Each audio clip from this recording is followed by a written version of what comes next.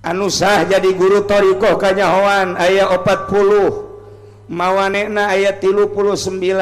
lengkah-lengkah ahli thariqah sahabat Habib ke kiai ke no salah ngalengkah bakal kanyahoan lantaran thariqah maka jalan lurus maka jalan khusus untuk menuju Allah ninggalkan dunia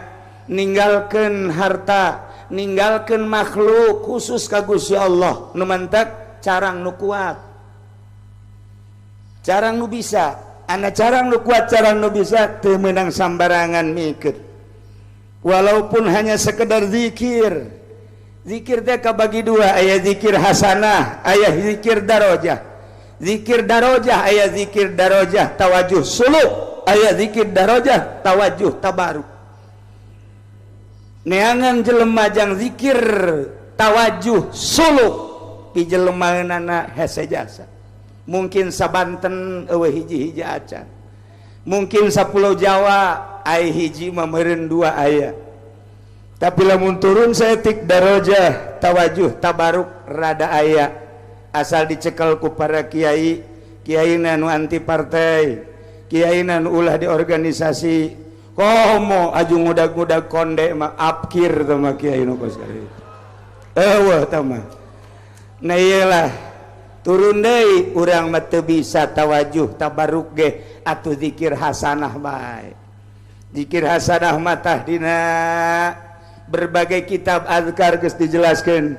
jeung berbagai kitab-kitab zikiran silahkeun tah mah teu kudu make silsilah geus cukup urang maca kitab atawa dibere ku guru urang dipersilahkeun dibaca tapi lamun bake jalur khusus mah lain deui